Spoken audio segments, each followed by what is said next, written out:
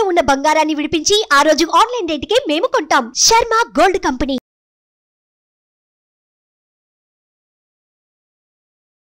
నమస్తే, welcome to Suman TV. నేను మీ యామ్ని. ప్రస్తుతం మనతో ఉన్నారు ప్రముఖ ఆధ్యాత్మికవేత్త, ప్రముఖ జ్యోతిష వాస్తు పండితులు, బ్రహ్మశ్రీ డాక్టర్ నాయకంటి మల్లికార్జున శర్మ గారు ఉన్నారు. గురుగారితో మాట్లాడి మనకున్న సందేహాలను అడిగి తెలుసుకుందాం. నమస్కారం గురుగారు. నమస్కారం అమ్మా. గురుగారు, అంటే ఇప్పుడు కుజుడు గురుడు యొక్క కలయిక వల్ల అసలు మిథున రాశి వారికి ఏ విధంగా ఉంటుంది, వీరికి సంబంధించిన పరిహారం కూడా తెలియచేయండి. తప్పకుండా అమ్మా. ఓం శ్రీ గురుభ్యో నమః. మిథున రాశి వాళ్ళకి కుజుడు గురువు యొక్క కలయిక వృషభ రాశిలో శుక్రక్షేత్రంలో ఉండటం అనేది జరిగింది. ఇక్కడ జూలై 12వ తారీఖు నుంచి ఆగస్టు 26వ తారీఖు వరకు కూడా 45 రోజుల పాటు కుజగురువుల యొక్క కలయిక చాలా విశేషమైంది. అలాగా ఈ కుజగురువుల యొక్క కలయిక చాలా సంవత్సరాల క్రితం వచ్చింది. ఇలాంటి యోగం అనేది కలిగింది. కుజగురువులు ఎప్పుడు కూడా మిత్రులే వీళ్ళు, అంటే మిత్రగ్రహాలు అంటారు. సాధారణంగా గురువు ధనకారకుడు, సంతానకారకుడు, భాగ్యకారకుడు, కుటుంబకారకుడు, అలానే సంతానం సంపత్ప్రదం అన్నారు. సంతానకారకుడు కూడా భాగ్య లాభాధిపతులు, ధనాన్ని ఇచ్చేవాడు వాడే, సంతానాన్ని నిలబెట్టేవాడు ఆగ్రహమే. మనకి ధనం వచ్చిందనుకోండి, ఆ ధనాన్ని అనుభవించేవాడు ఎవరు? పిల్లలే. అంటే ఆ పిల్లల్ని ఇచ్చేవాడు కూడా గురువే. అందువల్ల యోగాన్ని, అవార్డులని, చదువును ఇచ్చేవారు గురువు. ఆ గురువు యొక్క అనుగ్రహం అనేది చాలా మెండుగా ఉండాలి. గురువు ప్రతి రాశి నుంచి 2, 5, 7, 9, 11 స్థానాల్లో సుఫలితాన్ని ఇస్తాడు గోచారీత్యం. కుజుడు భూకారకుడు, కోర్టు సమస్యలు, పోలీస్ స్టేషన్లు, అలానే కెమికల్ కంపెనీలు, రియల్ ఎస్టేటు, గృహ నిర్మాణము, రైతులు, భూమికి సంబంధించిన వ్యవహారాలు కానీ, అలానే కోర్టు సమస్యలు కానీ, వివాదాలు కానీ, ఆర్గ్యుమెంట్స్ కానీ, అలానే తగాదాలు, ఇవన్నిటికీ కూడా ప్రమాదాలు, ఇలాంటి అన్నిటికి కూడా మంచి చేయాలన్నా చెడు చేయాలన్నా కుజుడు కారణభూతుడు అవుతాడు. అంటే ప్రతి రాశి నుంచి కూడా కుజుడు 3, 6, 11 స్థానాల్లో ఉంటే సుఫలితాలను ఇస్తాడని గోచారం చెప్తూ ఉంది. మరి ఈ 45 రోజుల పాటు మిథున రాశి వాళ్ళకి ఏ విధంగా ఉండబోతుంది అంటే, వ్యయస్థానంలో ఇక్కడ గురువు ఉన్నాడు, వ్యయస్థానంలో కుజుడు యొక్క కలయిక ఉంది. అంటే 2 గ్రహాలు మిత్రగ్రహాలు కలిసి ఉంటే ఏం జరుగుతుంది అంటే, ముఖ్యంగా ఆర్థిక ప్రయోజనాలు బాగా కలిగే అవకాశాలు, దాంతోపాటు పెండ్లి పనులు పూర్తయ్యే అవకాశాలు, ఏదైతే వివాహ సంబంధించిన కార్యక్రమాలు సరైన సమయంలో సరైన నిర్ణయంతో అమలు జరిగే అవకాశాలు ఎక్కువ ఉంటాయి. అంటే లోటుపాట్లు లేకుండా జరిగే అవకాశాలు ఎక్కువగా ఉంటాయి. అలానే వ్యాపారం పెంచుకునే ప్రణాళికలు నెరవేరే అవకాశాలు ఉంటాయి.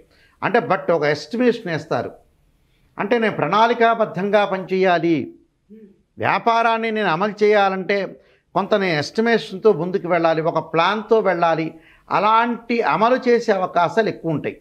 అలానే సోదరుల యొక్క మద్దతు, అంటే ఏదైతే అన్నదమ్ములు కానీ అక్క చెల్లెళ్ళు కానీ వాళ్ళ యొక్క మద్దతు, కుటుంబంలో శుభ కార్యక్రమాలు జరిగే అవకాశాలు, దుస్తులు కొనుగోలు చేసే అవకాశాలు, బట్టలు కొనుగోలు చేసే అవకాశాలు, అలానే వస్తు కొనుగోలు కూడా ఉంటుంది. ఉద్యోగంలో కొన్ని మార్పులు, అలానే మరొక ప్రదేశానికి వెళ్ళే అవకాశాలు ఎక్కువగా ఉంటాయి.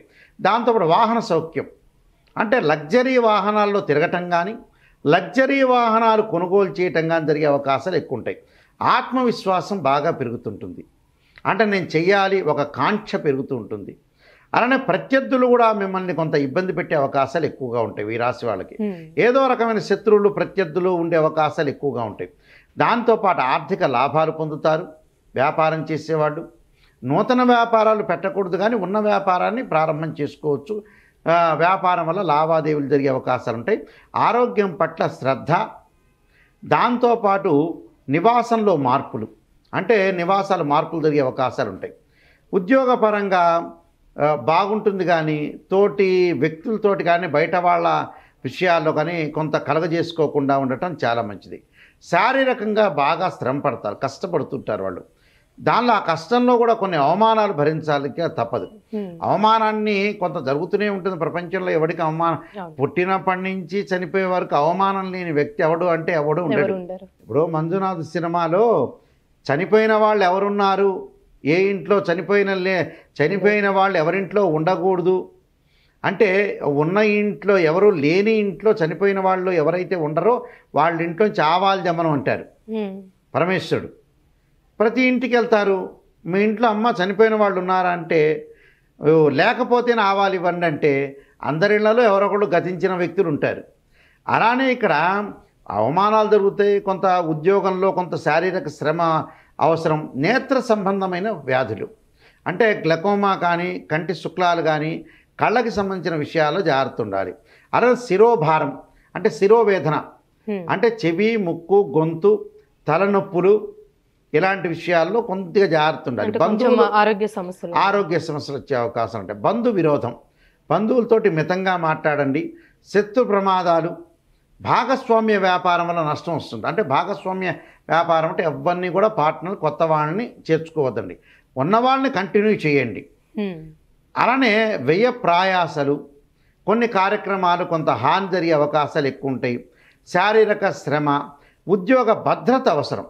అంటే ఉద్యోగ భద్రత అంటే ప్రతి విషయాన్ని మనం చెప్పకూడదు, చెప్పటం వల్ల కూడా కొన్ని ఇబ్బందికరమైన వాతావరణాలు వస్తాయి. కాబట్టి కొంత విద్యార్థుల మటుకు ఏకాగ్రత చాలా ఇంపార్టెంట్. వీళ్ళకి చదువు పట్ల ఆసక్తికరంగా ఉండాలి, మిగతా విషయాలన్నీ కూడా పక్కన పెట్టాలి.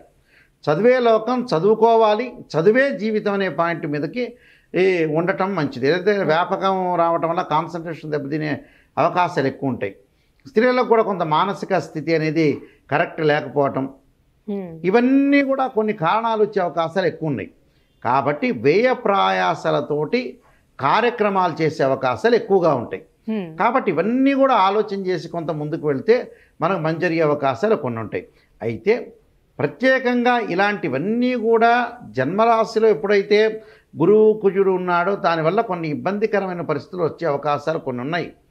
ఎందుకంటే నెగిటివ్, పాజిటివ్నే కాదు నెగిటివ్ని కూడా మనం తీసుకోవాలి. ఇప్పుడు నెగిటివ్ అంటే ఏంటంటే, నెగిటివ్ అంటే ఏమిటి అని అంటే నేత్ర సంబంధమైన రోగాలు, ఆరోగ్యపరంగా శిరోవేదన, అలానే శత్రువుల యందు కొంత శ్రద్ధ పెట్టాలి. శత్రువులు మంచివాళ్ళు ఎవరు, చెడ్డవాళ్ళు ఎవరు, అలాంటి విషయం. భాగస్వామ్య వ్యాపారం అనేది పనికిరాదు, ఉన్న భాగస్వామ్యాన్ని కొనసాగించాలి. నూతనంగా వ్యాపారం చేసే వ్యక్తులు మటుకు భాగస్వామ్యం పనికిరాదు, పార్ట్నర్షిప్ తీసుకోకూడదు, నూతనంగా వ్యాపారాలు ప్రారంభం చేయకూడదు. దానికి కొన్ని పరిహారాలు చేసుకొని ముందుకెళ్ళి విద్యార్థుల ఏకాగ్రత అవసరం. అంటే ఎలాంటి పరిహారం చేసుకుంటే మంచిదండి? శ్రీ దక్షిణామూర్తి స్తోత్ర పారాయణం చేయటం కానీ, అది ఎప్పుడు చేయాలి, అది గురువారం రోజున పూట చేయటం మంచిది. అలానే శ్రీ దక్షిణామూర్తి నవరత్న స్తోత్ర పారాయణం చేయటం, అది కూడా గురువారం రోజున ప్రదోషకాల సమయంలో చేయొచ్చు, లేదా ప్రాతకాలంలో చేయొచ్చు. అలానే ద్వాదశ జ్యోతిర్లింగ స్తోత్రం ఉంటుంది మనకి, అంటే అది సోమవారం రోజున ప్రదోషకాల సమయంలో సోమవారం రోజు తలస్నానం చేసి సబ్బు కానీ షాంపు కానీ ఉండకుండా ద్వాదశ జ్యోతిర్లింగ స్తోత్ర పారాయణం చేయటం చాలా మంచిది. అది సోమవారం పూట చేయాలి. ఉదయం పూట కుదరలేదనుకోండి, సాయంత్రం ప్రదోషకాల సమయంలో తప్పకుండా చేయొచ్చు. చేయటం వల్ల కూడా వీళ్ళకి మంచి సుఫలితాలు జరిగే అవకాశం. అంటే పరిహారం అనేది ఎన్ని రోజులు చేసుకోవాలండి? 45 రోజుల పాటు చేయటం. 45 రోజులు అంటే 45 రోజులు అంటే కొన్ని గురువారాలు వస్తాయి, కొన్ని సోమవారాలు వస్తాయి, 3-4 సోమవారాలు 3-4 గురువారాలు వస్తాయి. కాబట్టి చేసుకోవడం అనేది మంచిది. వస్తువులు కొనుగోలు చేసే అవకాశాలు కూడా వీళ్ళకుంటాయి. చాలా చక్కగా తెలియజేశారు గురుగారు. మిథున రాశి వారికి సంబంధించి ధన్యవాదాలు మీకు. నమస్కారం. సుమన్ టీవీలో మీ పర్సనల్ అండ్ బిజినెస్ ప్రమోషన్స్ కోసం కింది నెంబర్కి కాంటాక్ట్ చేయండి.